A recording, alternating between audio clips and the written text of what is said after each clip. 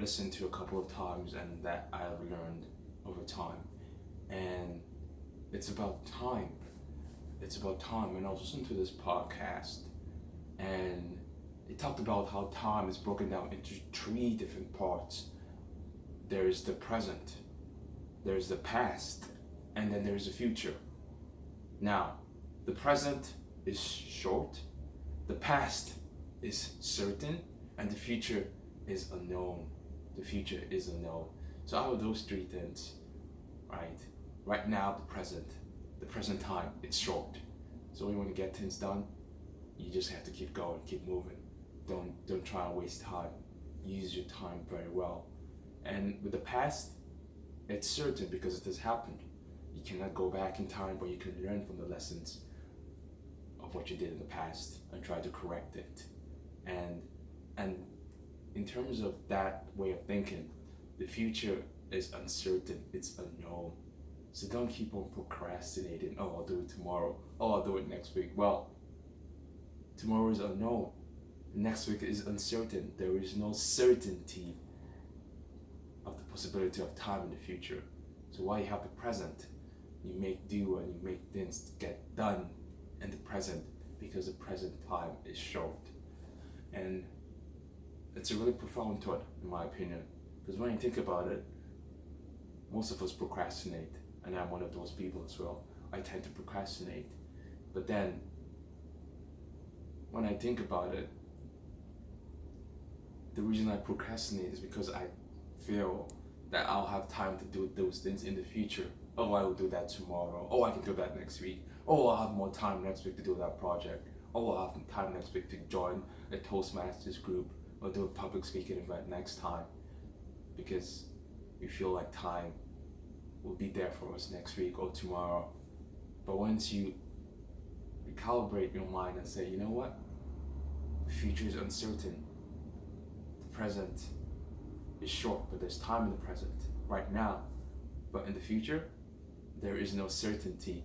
So try and get as much done right now, and then hopefully the next day you have more time to finish the tasks that you didn't do today, right?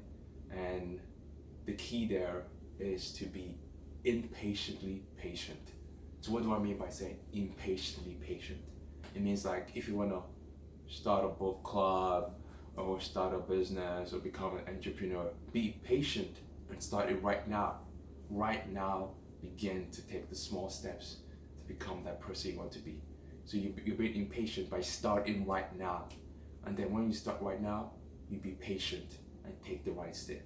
So impatient to start, patiently, impatient to start, but then when you start, you take your time, you keep on taking the small steps, and before you know it, you pick up momentum, and then you start to accomplish the things you want to accomplish in your life. So become impatiently patient. Impatient to start, and once you start, be patient in that endeavor, right? And that's I think that's a good way to go about things. That's a really good way to go about things.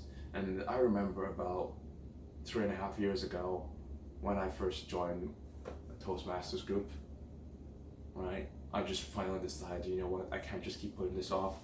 Let me just join. And I did.